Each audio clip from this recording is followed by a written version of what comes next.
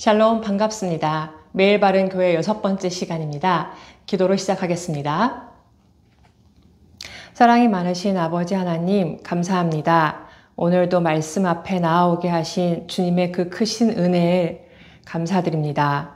주님, 오늘 이 짧은 시간이지만 주님의 말씀을 가지고 주님의 그 가르침에 귀 기울이길 원합니다. 주님, 저희들의 신앙생활, 또한 교회생활, 그리고 주님의 자녀로서의 생활에 참으로 주님의 말씀이 인도자가 되어주시길 간절히 기도합니다. 이 모든 말씀 우리 주 예수 그리스도 이름으로 기도드렸습니다. 아멘. 네, 오늘 살펴볼 말씀은 에베소서 2장 1절에서 10절인데요. 오늘은 그 중에서 8절에서 10절까지만 함께 읽도록 하겠습니다. 너희는 그 은혜에 의하여 믿음으로 말미암아 구원을 받았으니 이것은 너희에게서 난 것이 아니요 하나님의 선물이라. 행위에서 난 것이 아니니 이는 누구든지 자랑하지 못하게 함이라. 아멘. 우리들은 새해마다 좀 더 좋은 사람이 되기 위해서 많은 결심들을 합니다. 육신적인 것뿐만 아니라 영적인 것도 마찬가지죠. 하나님 앞에서 깨끗한 양심으로 살기 위해서, 죄로부터 자유로워지기 위해서, 하나님께 더 가까이 가기 위해서 이런 결심들을 하게 됩니다. 그리고 그렇게 하지 못하고 있는 우리 자신을 볼 때 우리가 가지고 있던 그 작은 믿음조차도 거짓이었던 것처럼 느껴지곤 합니다. 그리고 우리가 좀 더 기도하고 좀 더 주의 일을 할 때 우리의 믿음을 비교하여 스스로 만족하기도 하죠. 하지만 오늘 바울은 구원은 철저히 하나님으로부터 비롯된다고 말하고 있습니다. 바울은 우리 모두가 죄의 허물로 말미암아 죽었기에 우리는 죄인임을 명백하게 밝히고 있습니다. 우리는 죽었습니다. 허물과 죄로 인해 얻게 되는 결과는 하나님에게서 분리가 되었다는 것이며 하나님이 없는 삶은 아무리 육체적으로 건강하다 하더라도 죽은 상태입니다. 그리고 그렇게 하나님과 분리된 죽은 상태의 우리는 세상의 시대적 문화에 속박되어 벗어나지 못하고 또 하나님에게 순종하는 것을 철저히 방해하는 마귀에게 사로잡혀 있으며 내 중심으로만 가득 찬 육체의 음성을 추구하는 본질적으로 하나님 심판인 진노를 받는 자녀입니다. 그렇기에 그런 우리를 구원할 어떤 생명체도 없다고 말할 수밖에 없는 가운데 놓인 것입니다. 그렇다면 이 가운데 우리를 구원 공동체로 부름받은 교회라고 하는데 어떻게 이것이 가능합니까? 오늘 바울은 오직 예수 그리스도를 통해서만 가능하다고 기록하고 있는 것입니다.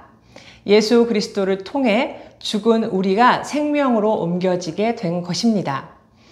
하지만 우리의 열심과 노력으로 우리의 신앙을 확인하곤 하는 오류로 인해서 두 가지 결과가 나올 수 있는데 그중 하나는 교만이며 또 하나는 좌절, 절망입니다. 종교개혁이 일어났던 1500년대 그 당시 사람들 역시 이런 불안한 가운데 살고 있었기에 구원의 확신을 자신들의 행위에서 찾으려 했고 그 결과 면죄부까지 사게 되었던 것입니다. 이런 모습은 오늘 바울이 쓰고 있는 이 말씀을 뒤틀리게 만들고 맙니다. 헌금 생활을 열심히 하고 기도 생활도 열심히 하며 훈련 등을 열심히 참석합니다. 이렇게 한 단계 한 단계 쌓아 올라가면 그렇지 못하고 있는 사람을 판단하기도 하며 꼭 그렇지 않더라도 우리가 행한 것들에 대한 자긍심이 생깁니다. 또는 다른 사람과 비교하며 잘못된 생각을 하게 되기도 하죠. 우리가 만약 이런 생각을 하고 있다면 우리는 뒤틀린 잘못된 믿음에 빠져 있는 것입니다. 또 다른 경우는 같은 죄를 반복적으로 회개하고 또 그 죄를 짓고 있는 우리 자신을 보면서 혹은 어려운 일들, 문제들이 내게만 밀려오는 것 같은 상황을 지나면서 과연 난 구원받는 자인가? 하나님께서 날 버리셨나? 이런 질문들을 가지고 우리 자신을 끊임없이 정죄하는데 이 또한 잘못된 믿음이 강하게 임재하고 있기 때문입니다. 이런 잘못된 믿음 대신 성경 가운데 붙잡아야 하는 것은 바로 하나님의 위로입니다. 그 위로는 구원은 바로 내게서 나온 것이 아니라 하나님께로부터 주어진 것이라는 사실입니다. 이런 하나님의 위로 가운데 살기 위해 알아야 하는 것은 무엇입니까?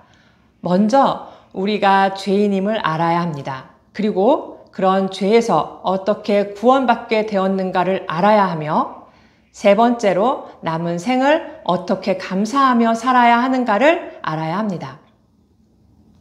종교개혁 후 1500년 후반대에 만들어진 하이델베르크 교리문답은 성경 전체의 내용을 체계적으로 담고 있는 신앙 고백입니다. 이 교리문답을 세 가지로 요약하면 죄, 구원, 감사입니다. 즉 허물과 죄, 그리고 은혜, 마지막으로 감사, 즉 하나님을 섬기는 봉사를 담고 있죠. 여기서 내용도 중요하지만 이 순서 역시 중요합니다.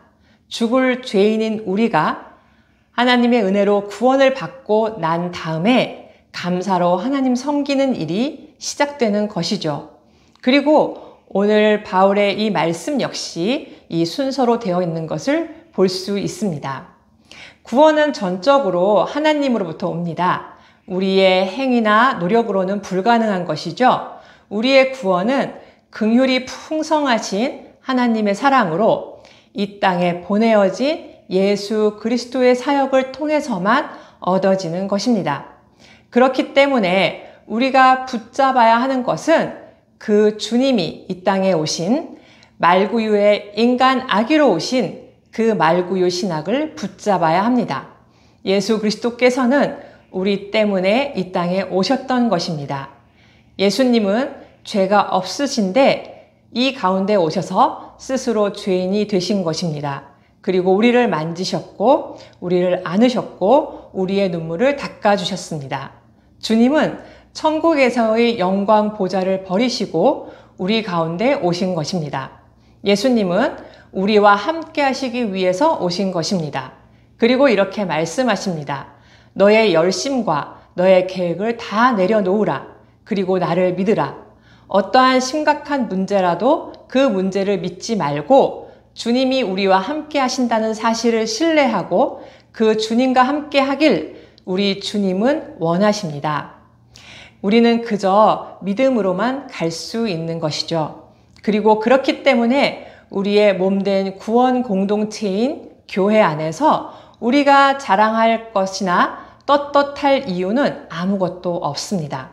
오직 하나님에게만 영광 올려드려야 합니다. 어떻게 하나님께 영광을 올려드리는가요? 그것은 그리스도 예수 안에서 선한 일을 행하는 것입니다. 사도 베드로 역시 이렇게 말합니다. 베드로전서 2장 12절을 함께 읽어보겠습니다. 너희가 이방인 중에서 행실을 선하게 가져 너희를 악행한다고 비방하는 자들로 하여금 너희 선한 일을 보고 오시는 날에 하나님께 영광을 돌리게 하려 함이라. 아멘. 이렇게 구원 공동체인 주님의 몸된 교회가 되기 위해 우리가 할 수 있는 것은 아무것도 없지만 우리가 구원받은 존재임을 보여주는 것은 하나님께서 우리가 행하도록 계획해 놓으신 선한 일 가운데 행하는 것입니다. 그리고 그 가장 선한 일은 바로 죽어가는 영혼에게 생명을 전하는 일일 것입니다. 바로 이 시대, 이 어려운 때일수록 저와 여러분, 그리고 우리 더원 사랑의 교회가 주님께서 허락하신 구원에 감사하며 이 선한 일을 위해 귀하게 쓰임받음으로 하나님께 영광 올려드리는 삶을 주님 안에서 누리시길 간절히 원합니다. 네, 기도하겠습니다. 허물과 죄로 죽었던 저희들을 살려주신 하나님 아버지 감사합니다. 아버지 하나님의 그 사랑을 저희들이 잊고 우리도 모르게 우리 스스로가 우리 자신을 구원받듯이 구원하듯이 참으로 여러 가지 일로 우리 스스로가 교만에 차고 혹은 낙담하며 주님을 원망하곤 합니다. 이러한 저희들의 어리석은 모습을 이 시간 다시 한번 주 예수 그리스도의 그 십자가 앞에 내려놓고 오직 주님의 주신 그 은혜를 붙잡고 나아가길 원합니다. 저희들을 이렇게 예수 그리스도의 은혜로 구원받은 공동체인 주님의 몸된 교회로 불러주신 주님을 찬양하며 그 주님께 영광 돌리기를 간절히 원합니다. 주님, 오늘도 저희들과 함께하여 주실 주님을 찬양하며 저희들의 삶을 주님께서 주장하여 주시옵소서. 이 모든 말씀 우리 주 예수 그리스도 이름으로 기도드렸습니다. 아멘.